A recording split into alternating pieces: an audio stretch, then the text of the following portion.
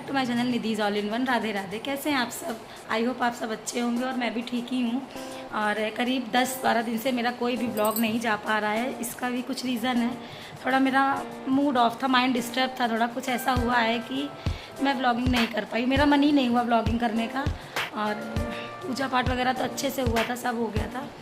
और मैं बाद में आपको बताऊंगी कि मैंने ब्लॉग क्यों नहीं 10-12 दिन से ऐड किया है, शूट किया है। तो अभी तो बच्चे स्कूल जा चुके हैं। स्कूल मंडे से खुल गया था, लेकिन 2 दिन से मेरे बच्चे स्कूल नहीं गए थे। तो आज बच्चों को मैंने स्कूल भेज दिया है और हस्बैंड भी अभी नाश्ता वगैरह करके ऑफिस जा चुके हैं। और मैं फटाफट काम निपटा लेती हूँ क्योंकि मुझे जाना है संकटा मैया खाने, जो खिलाया नहीं था, जिसमें संकटा मैया का प्रसाद खिलाया जाता है, जो संकट टालने के लिए।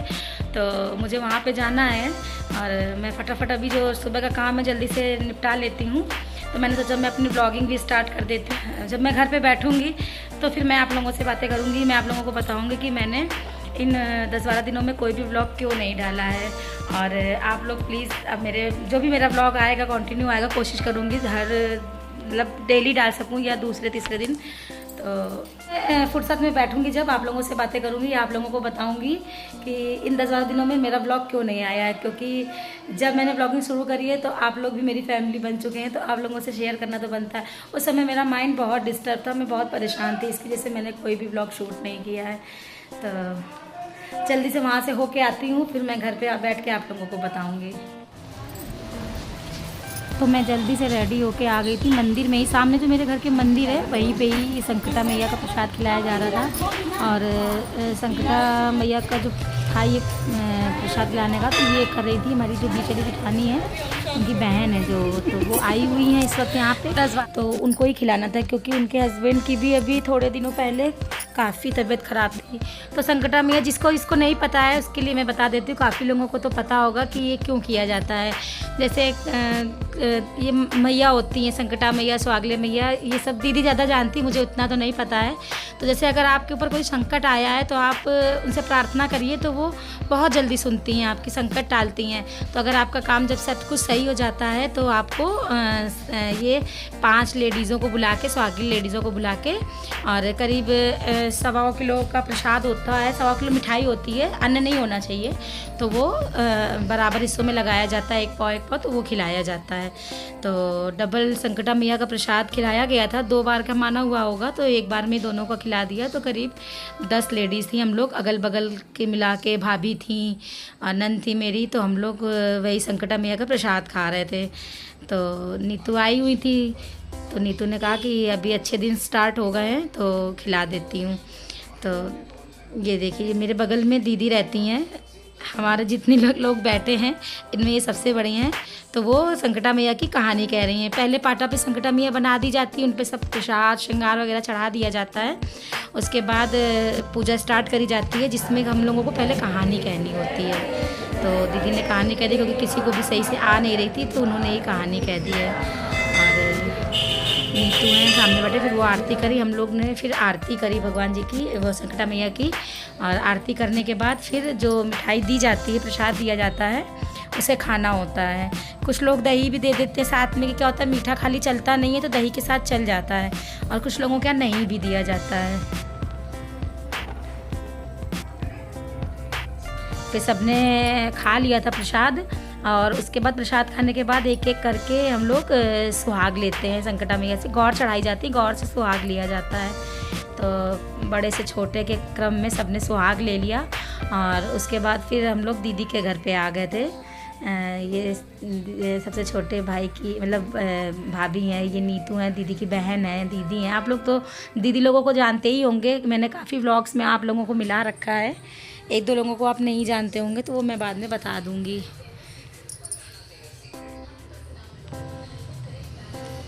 फिर पता है 10-10 रुपये मिलते हैं, उसमें जो पाटे पे चढ़ाए जाते हैं, तो क्या होता है कि उसको आप कहीं भी खर्च नहीं, इधर उधर नहीं कर सकती, मतलब अपने ऊपर ही खर्च कर सकती हैं, क्योंकि संकट का होता है ये सब चीज़ें, बच्चों को भी नहीं दिया जाता है। तो हंसी हो रही थी कि 10-10 रुपये कहाँ खर्च किए जाएँ। तो ये वो चलो कोल्ड ड्रिंक मंगा लिया जाता है, सबने मिला के कोल्ड ड्रिंक मंगा ली गई। तो फिर ये हंसी हो रही थी कि ये पापा है, ये मम्मी है, ये बच्चा है। जब सब लोग बैठते हैं, लेडीज़ें जहाँ बैठे और वहाँ हंसी मजाक ना हो, ऐसा तो हो ही नहीं सकता है। तो दीदी वो यहाँ यही कह रही थी तुम जब देखो तो मेरा ही ब्लॉग बनाती हो। तो मैंने कहा कि शायद आपके चेहरे से ही मेरा ब्लॉग फेमस हो जाए। तो ये हंसी टिटोली हो रही थी, हंसी मजाक हो रही थी। वहाँ जीने पे नीतू बैठी हुई हैं और वो छोटी भाभी हैं वो बैठी हुई हैं, और ये मेरी बीच वाली जिठानी है, कुर्सी पे बड़ी वाली जिठानी बैठी हैं सामने पे। जैसा कि मैंने वीडियो की स्टार्टिंग में आपको बताया कि मेरा 10-15 दिन करीब 15 दिन करीब हो रहा है कि मेरे कोई भी ब्लॉग नहीं जा रहे हैं, मैं कुछ बना भी नहीं पा रही थी। तो उसका क्या रीज़न है, मैंने क्यों नए दिनों ब्लॉग बनाया है, तो वो मैं आपको आज बताती हूँ। क्योंकि जब सफाई स्टार्ट करी थी घर की दीपावली की, तो एक ब्लॉग मैंने डाला था, आप लोगों ने देखा भी था, उसको खूब प्यार भी दिया था। अच्छा खासा सब कुछ काम चल रहा था, दीपावली की सफाई वगैरह भी हो गई थी। और छोटी दीपावली के दिन की बात है, रात में जब शाम हो गई थी तो हस्बैंड मेरे आ गए थे घर, और सब ठीक था। मैंने खाना पीना बनाया, उनको खाना पीना दिया, खा पी के वो सो गए। मुझे मार्केट जाना था क्योंकि धनतेरस दिन पहले था, तो उस दिन मैं भगवान जी की मूर्ति लेके आती हूँ, कुछ लूँ चाहे ना लूँ, लेकिन भगवान जी की मूर्ति मैं ज़रूर लेती हूँ। तो थोड़ा वो सामान काफ़ी कुछ रह जाता है, पूजा का सामान, क्योंकि ऑफिस में भी सामान मुझे भेजना होता है, क्योंकि वहाँ पे भी पंडित जी पूजा करवाते हैं। तो पान के पत्ता, आम के पत्ता, फूल माला, मिठाई, फल वगैरह, तो ये सब रह जाता है।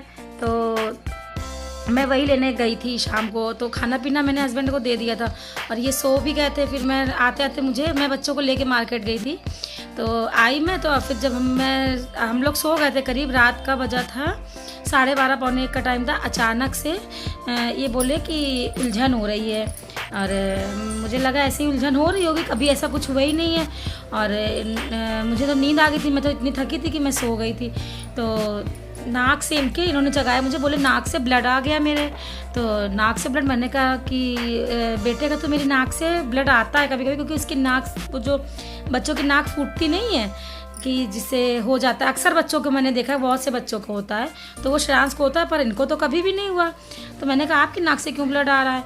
तब तक इन्होंने क्या किया, नाक में रुई लगा ली, तो वो ब्लड सारा आ गया मुँह में अंदर से। तो ये जब वॉश बेसिन में गए, इनको काई सी आने लगी, तो इन्होंने देखा तो वो ब्लड निकला मुंह से। अब मेरा तो दिमाग ख़राब हो गया, मेरे तो हाथ पैर कांपने लगे कि अच्छे खासे खा पी के लेटे, ऐसा क्या हो गया। घबराहट, कोई भी होगा मेरी जगह उसे घबराहट तो होगी, और ये भी घबरा गए।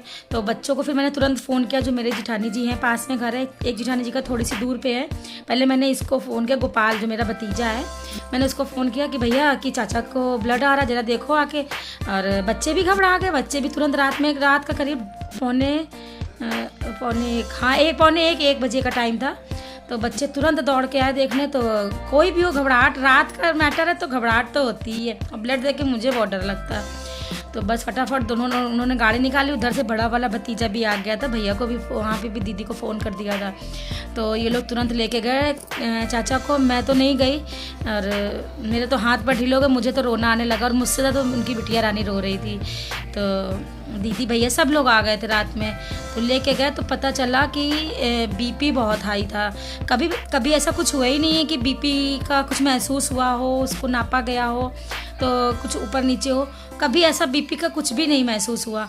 और शुगर तो इनकी थी, पर ये लापरवाही करते थे, दवा नहीं खाते थे शुगर की। तो शुगर की वजह से, पता नहीं किस वजह से, वो बीपी एकदम हाई हो गया था। और डॉक्टर को जब दिखाया, जब वहाँ ट्रीटमेंट हुआ, तो पता चला, डॉक्टर ने बोला अच्छा हुआ आपकी नाक की नस फट गई बीपी हाई होने की वजह से। अगर ये नाक की नस ना फटती, ब्लड ना आता, तो बीपी अपना असर कहीं ना कहीं दिखाता, माइंड में दिखाता, हार्ट में दिखाता, कुछ भी कर सकता था। तो 4-5 दिन बिल्कुल मेरा दिमाग नहीं काम कर रहा था, ना पूजा पाठ में मन लग रहा था। ये लग रहा था कैसे क्या त्यौहार करेंगे, ये ठीक हो जाए फिर तो त्यौहार मेरा हमेशा ही है।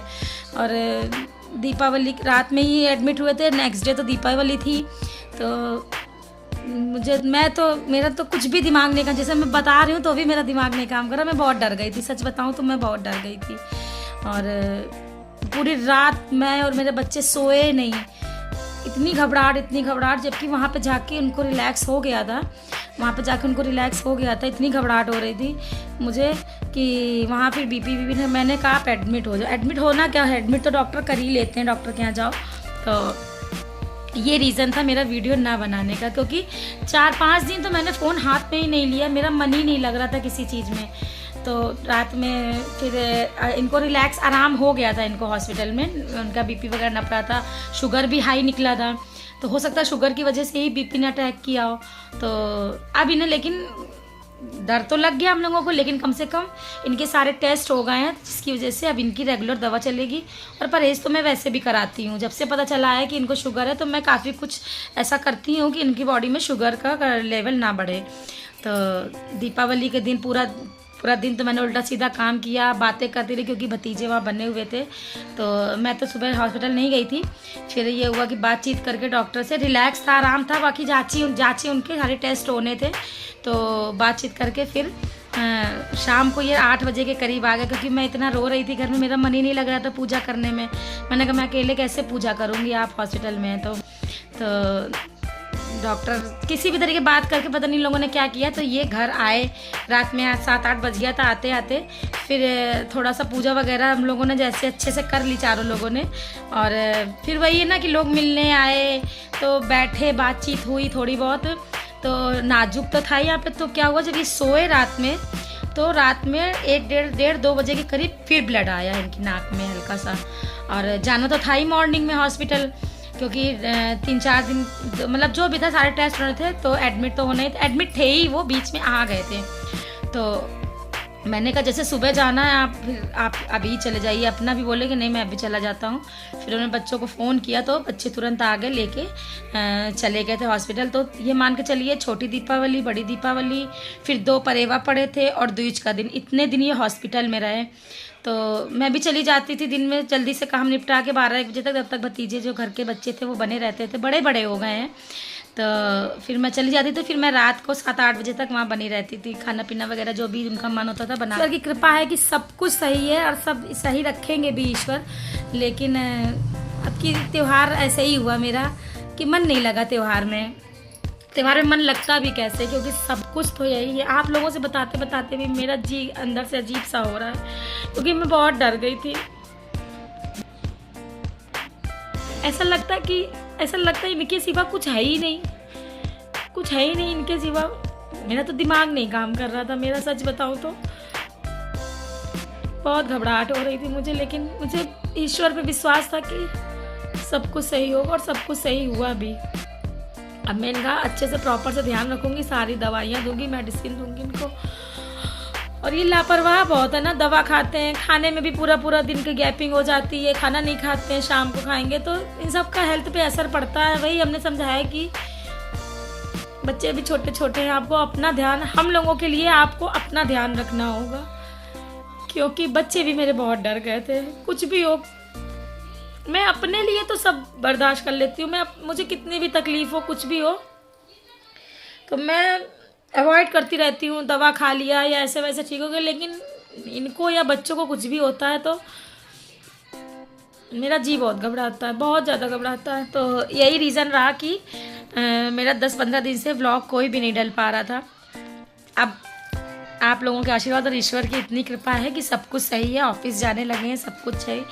तो इसलिए मैंने सोचा मैं आप लोगों को बता देती हूँ, अपडेट कर देती हूँ कि मैंने क्यों नहीं व्लॉग डाला। आप लोग सोच रहे होंगे ना कि इतने दिन से व्लॉग नहीं आया। जो भी मेरे सब्सक्राइबर जितने भी हैं, तो मैं अब कोशिश करूँगी कंटिन्यू व्लॉग बनाने की। आप लोगों में से जो भी कोई देख रहा हो तो प्लीज़ मेरे चैनल को ढेर सारा प्यार करिए, सब्सक्राइब कर दीजिए, लाइक कर दीजिए और शेयर भी कर दिया करिए।